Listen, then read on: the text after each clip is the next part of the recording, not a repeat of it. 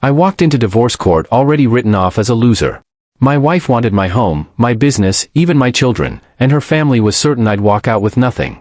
Then my mother leaned close and whispered 6 words that changed everything. Don't fight it, let them take it all.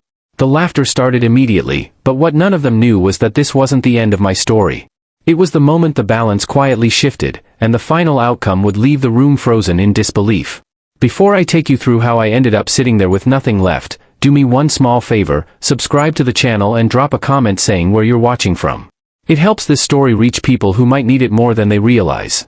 The courtroom air was heavy, thick with judgment and whispers. I sat at the defendant's table, hands folded, posture calm in a way that surprised even me. My name is Jackson Sullivan. I was 36 years old, the owner of a small but growing logistics company in Columbus, Ohio. Or at least, I had been. That morning, I already knew I was about to lose everything I'd spent my adult life building. Across from me sat my wife, soon to be my ex-wife, Addison Sullivan. She wore a perfectly tailored black suit, hair pulled back neatly, expression cool and controlled. To anyone watching, she looked like the picture of composure. Like this was just another business meeting she expected to win. Behind her sat her parents, Maverick and Susan Miller, shoulders squared, faces tight with confidence. They weren't worried. They had money, lawyers, and influence. And they believed I had nothing. Addison's attorney stood and began reading the demands. Each sentence felt like a blade, precise and merciless. Full ownership of the marital home. Both vehicles. Primary custody of the children. Monthly child support. And finally, the line that made the room murmur, the complete transfer of my logistics company into Addison's control, citing significant financial contribution from her family. That company had started in a garage. My garage. Late nights. Missed holidays. Loans I signed personally. But none of that mattered here. On paper, they had lawyers. I had silence. My own attorney leaned toward me, whispering urgently that we could contest this. That we had evidence. That judges didn't look kindly on one-sided demands. I shook my head. Accept it, I said quietly. He stared at me like I'd lost my mind. Word spread through the courtroom almost instantly. People turned. Whispers grew louder. Addison glanced at me, surprised, then pleased. Her parents exchanged satisfied looks. To them, this was confirmation of what they'd always believed, that I was weak, that without their family's backing, I was nothing. Maverick didn't even bother lowering his voice. Pathetic, he muttered. Susan scoffed. My brother-in-law smirked openly. I didn't respond. I didn't flinch. Because 3 months earlier, my life had already started falling apart in ways none of them understood. 3 months earlier, I still believed hard work could fix anything. Back then, my days started before sunrise. I ran trucks, managed contracts, handled payroll, and still made it home in time to sit at the dinner table with my kids, Emily, 8, and Lucas, 5. Those moments were sacred to me. Even when I was exhausted, even when my phone buzzed nonstop, I stayed present. Or at least, I thought I did. Addison had changed long before I noticed. She was distant. Always on her phone. Laughing at messages she never shared. Nights out that didn't add up. I told myself it was stress. Everyone gets distant sometimes. I didn't want to become suspicious. I didn't want to break what we had. Until the afternoon I saw her. I was stopped at a red light downtown when I noticed her across the street. She was dressed beautifully, arm-linked with a man I'd never seen before. They were laughing, really laughing, the kind of laugh that comes from comfort, not politeness. They walked into a hotel together without hesitation. I sat there long after the light turned green. That night, after the kids were asleep, I asked her directly. She didn't deny it. She didn't cry. She didn't apologize. Yes, she said. I'm seeing someone else. The words hit harder than any shout could have. She told me she was tired of waiting. Tired of my work. Tired of a life that didn't feel exciting enough. She said she deserved more, and that she intended to take it. The divorce filing came days later. Her parents backed her instantly. Meetings with lawyers followed. Threats were made calmly, professionally. I was advised to prepare for a brutal fight. That's when I went to see my mother. Margaret Sullivan lived alone in a modest house on the edge of town. She had raised me after my father died when I was 10. She never complained. Never boasted. Never asked for anything. I told her everything. The affair. The divorce. The demands. The fear of losing my kids. She listened without interrupting. When I finished, she looked at me and said something that made no sense at the time. Give them everything. I thought she was in shock. She repeated it. Calm. Certain. Don't fight. Let them take it all. I argued. I pleaded. I said it would ruin me. She just took my hands and said, "Trust me. This is the only way." So when I sat in that courtroom, listening to my life being divided like inventory, I followed her advice. I gave them everything. And that's when my mother stood up. Her voice cut through the noise, steady and clear. "Your Honor," she said, "I need to make a statement." The room fell quiet. And that was the moment everything began to change. The judge hesitated before responding to my mother's request. Courtrooms aren't places where surprise guests change the script, especially after a ruling seems settled. But there was something in her posture, calm, unshaken, that made everyone pause. "State your name," the judge said. "Margaret Sullivan," my mother replied evenly. "I am the biological mother of the defendant." A murmur rippled through the room. Addison turned in her seat, annoyance flashing across her face. Her parents leaned back, arms crossed, clearly assuming this was going to be an emotional outburst from an elderly woman trying to protect her son's pride. My lawyer glanced at me, eyes wide. I shook my head slightly. I had no idea what my mother was about to do. Margaret took a breath and continued. "Your Honor, I wish to clarify that my son's decision to relinquish all marital assets was made knowingly and without coercion. However, there is additional information relevant to the court's understanding of his financial standing." Addison's father scoffed audibly. Susan whispered something sharp under her breath. The judge raised a hand for silence. "You may proceed," the judge said. My mother didn't rush. She didn't dramatize. She simply spoke. "I am the sole trustee of a private family trust established by my late husband. The trust's current valuation is approximately $25 million. The room didn't react immediately. It was as if the words needed time to be processed. Then everything exploded. Laughter burst from Addison's side of the room. Her father leaned forward, shaking his head in disbelief. Her brother snorted. Addison herself smiled, a slow, pitying smile, as if this confirmed what she already believed. "That's absurd," Maverick said loudly. "This is a courtroom, not a theater." Susan added, "This is just embarrassing." I sat frozen. $25 million. My father had been gone for decades. We lived modestly. I grew up believing we had little more than stability and values. I had never seen wealth. Never expected it. Never been told it existed. My mother continued, unfazed by the laughter. "The trust was structured so that the assets would transfer to my son upon my death. That was the original plan." Addison's smile widened. To her, this sounded like fantasy stacked on fantasy.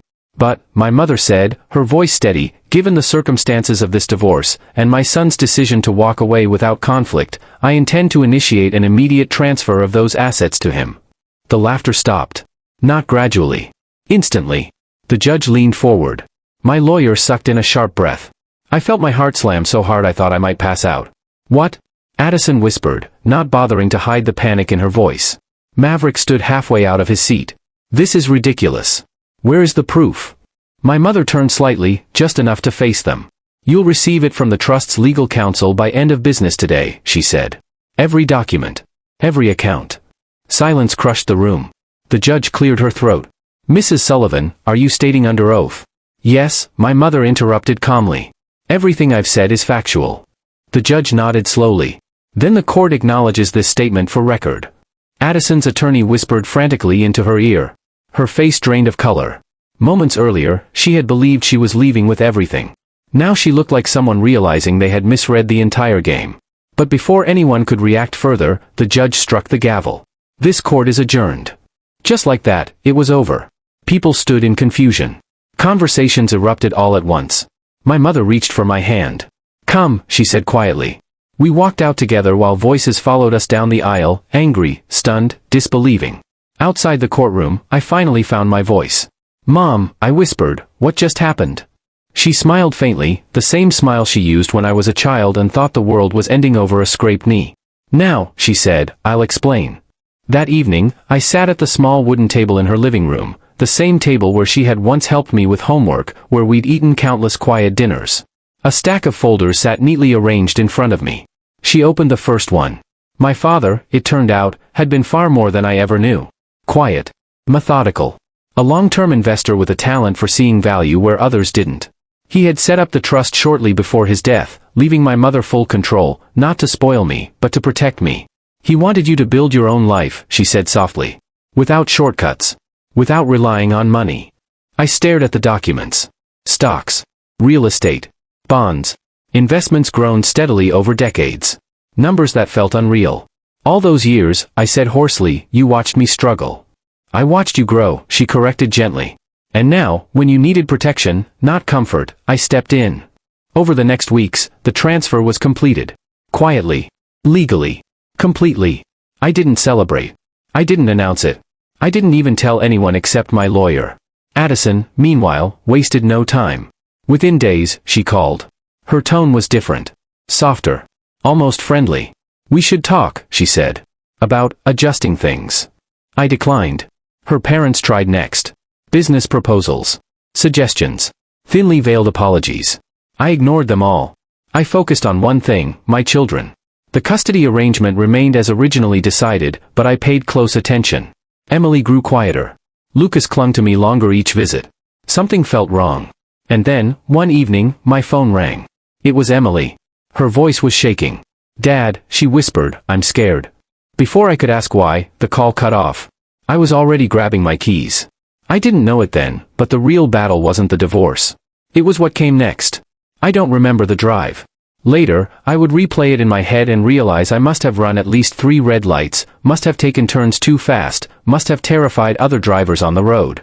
But in that moment, none of it registered. All I could hear was Emily's voice, thin, trembling, unfinished. Dad, I'm scared. That was it. No explanation. No goodbye.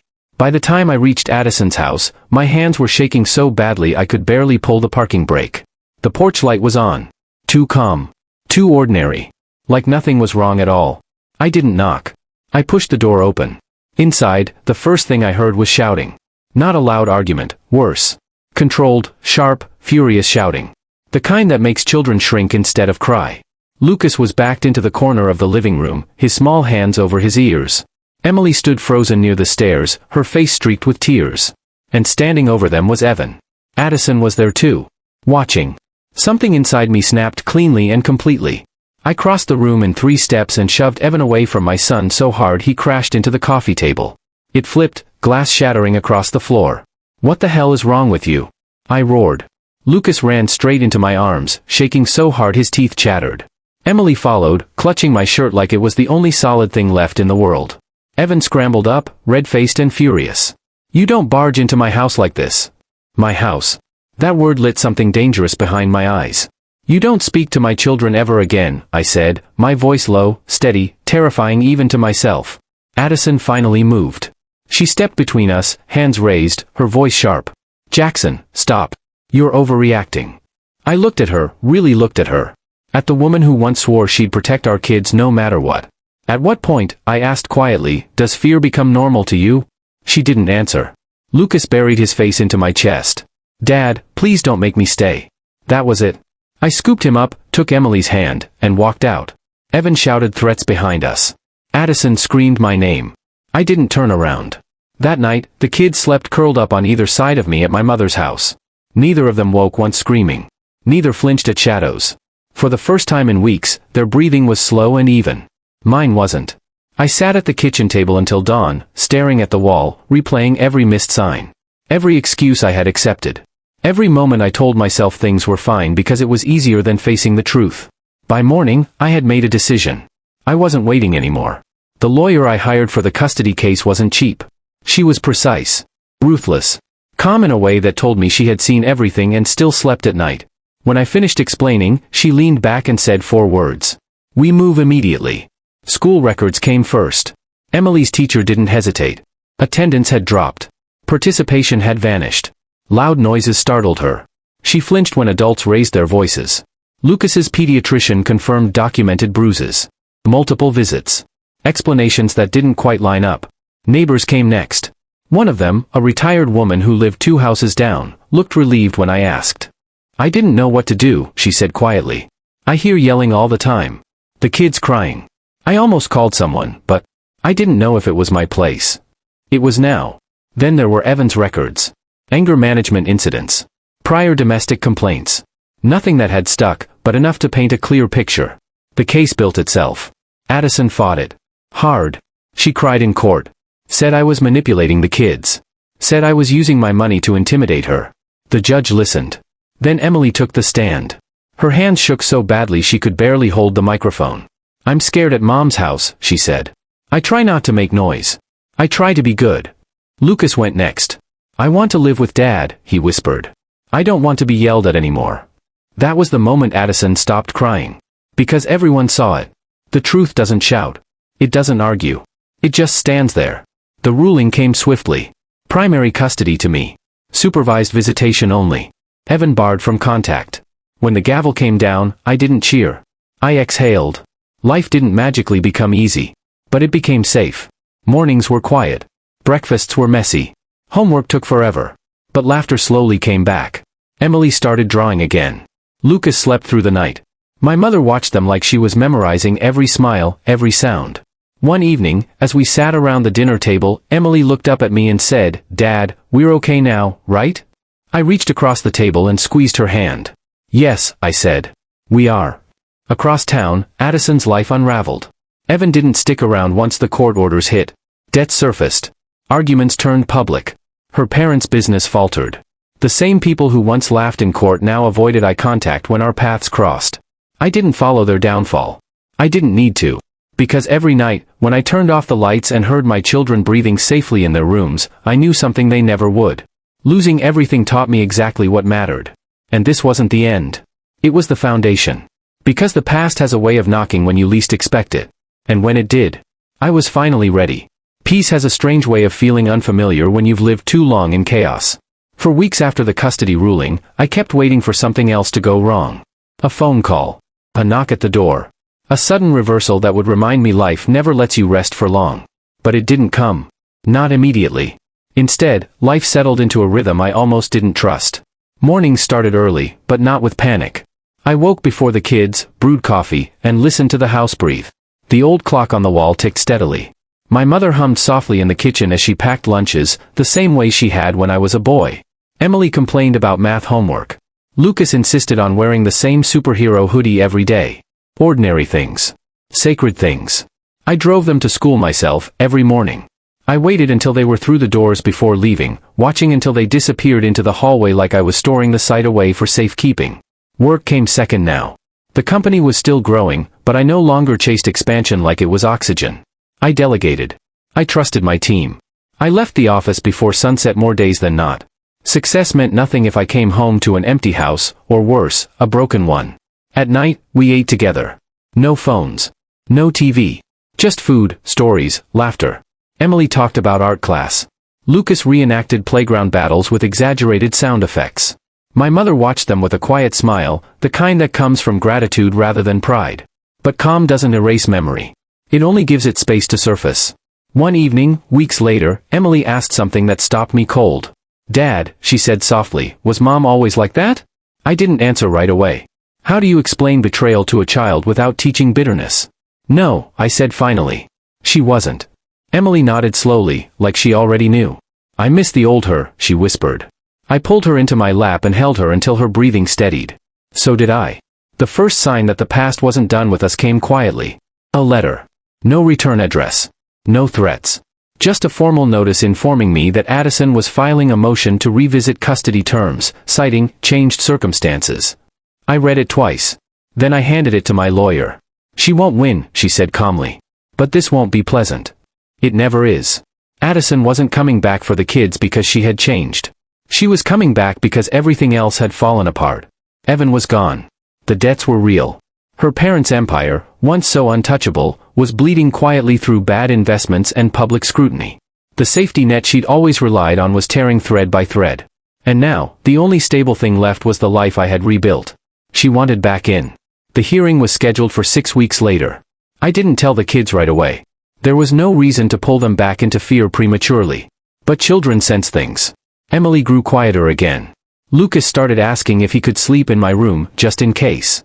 My mother noticed before I said a word. "She's trying again, isn't she?" she asked one night as we washed dishes. "Yes," I said. My mother dried her hand slowly and met my eyes. "Then this time," she said, "you don't just defend. You finish it." The weeks leading up to the hearing were exhausting. Addison's lawyer pushed hard. Allegations. Half-truths. Subtle accusations aimed at my work hours, my travel, my emotional availability. I countered with facts. School reports showing improvement. Therapists' notes documenting reduced anxiety. Testimony from teachers who spoke about Emily's confidence returning. From Lucas's counselor who described his nightmares fading. And then there was Addison herself. When she took the stand, she looked smaller than I remembered. Tired. Defensive. Angry in the way people get when they're losing control. I made mistakes, she said, tears slipping down her cheeks. But I'm their mother. They belong with me. The courtroom stayed silent. When it was my turn, I didn't raise my voice. I didn't accuse. I didn't dramatize. I'm not asking the court to punish anyone, I said. I'm asking the court to protect 2 children who are finally sleeping through the night. That was enough. The judge denied the motion. Not temporarily. Permanently. Full custody affirmed. Future challenges restricted without substantial evidence. Addison didn't look at me as she left. She didn't look at the kids either. That should have been the end.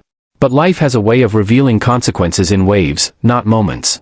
The news about Addison's family broke a month later. Quiet at first. A business article buried on page 6. Then another. Then headlines. Loans defaulted. Assets liquidated. Lawsuits filed. The company that once laughed me out of a courtroom was suddenly fighting to stay afloat. I read it once. Then I closed the browser. There was no satisfaction in it. Only a strange stillness. Because the victory I wanted had already happened. One Saturday morning, months later, I took the kids to visit my father's grave. The cemetery was quiet, sunlight filtering through tall trees. Emily placed flowers carefully. Lucas left a small toy truck by the headstone. I think Grandpa would like our house, Emily said. I think he'd be proud of you, I replied. My mother stood beside us, eyes closed, hands folded. For the first time in a long time, I felt something settle inside me. Not triumph. Not relief. Closure. That night, after the kids were asleep, I sat alone on the porch. The air was cool. The stars were out. My phone buzzed once. A message from an unknown number. I never thought you'd really leave us behind. I stared at it for a long time. Then I deleted it. Some doors don't need to be slammed. They just need to stay closed.